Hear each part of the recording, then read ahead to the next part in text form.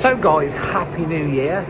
Here's to a great 2025. And talking about 2025, Vitor Pereira, Wolves head coach, has done his first press conference of the new year at Compton, and these are all the main points and of course my thoughts on this as I walk around the Manda Centre.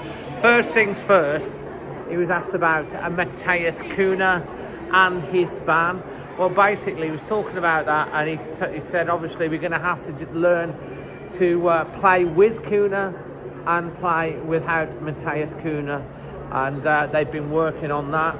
They were also asked a silly question, really, asked if Cunha had apologised to the players. Obviously he feels bad about it. I don't know, probably apologised after it actually happened, and I don't know, it's a bit of a daft question that was.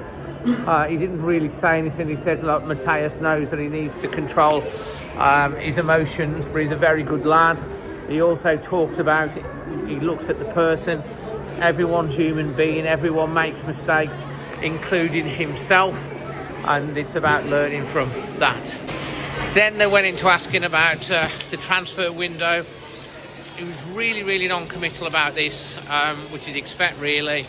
They asked him about rumours of specific players, didn't really go into it. He kept just talking about my players, studying his players, looking at what his players can do, the players inside the building.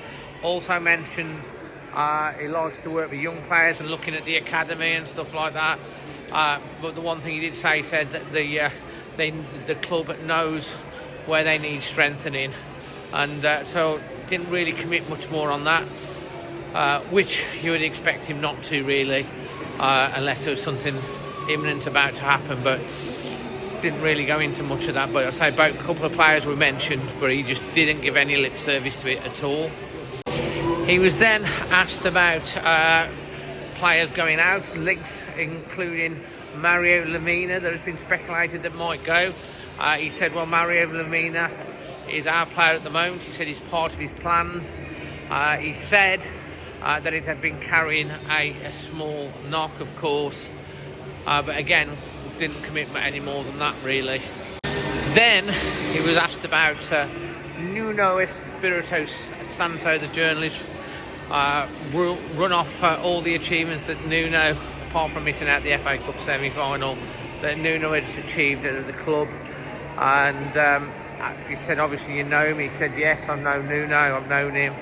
He asked about Nuno when he was younger. He said, well, that's going back a bit, I can't remember everything, which is quite funny. And he went in then to saying that obviously Forest, looking at their recent record, are a very strong team. They're doing very well, very well organised, very well coached, very fast on the counter attack, and very tactically astute and know exactly what they're doing, and they're going to be a stern test, so to speak. He was then asked about how the players have responded to him and the difference between him and Gary O'Neill. Some of the players they suggested had come out and said how much they're enjoying it, how much it's improved. He basically wouldn't get drawn into that. He says he has respect for Gary O'Neill, doesn't want to compare to what's happened before. He's going to get on with what he needs to do in terms of studying the players, getting to know the players, their strengths and their weaknesses, what they can do and what they cannot do. And then it was kind of on to Matt Doherty. Was asked about him and how he'd moved him into a back three as a centre back, and his main line from that is I don't want to play with three centre backs, I want to play with three defenders. Matt can do that. He can play as a full-back or inside when I need him to, and the same as the other side. He also said he wants diversity, he likes to switch. He talked about wants to do that with the front players as well, in terms of like they can play on the left and the right-hand side, but then he can switch and do different things. He wants to create a diversity.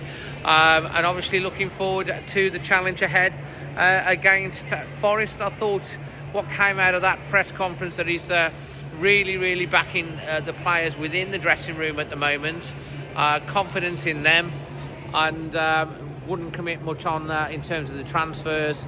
But I thought like it's very good to see that he's backing the players within the building, within the squad. Something that sort of Gary O'Neill threw him under the bus really at the end, but with an acknowledgement and expectation. I think the players obviously are going to come in the January window. I'm here with Mr. Magic Moss, in his sniper outfit again today. And we're going to go and get some tea and cake now. We are, Dad. Who's paying? Well, I don't know who's paying, Dad. Anyway, we're going to go and get some tea and cake.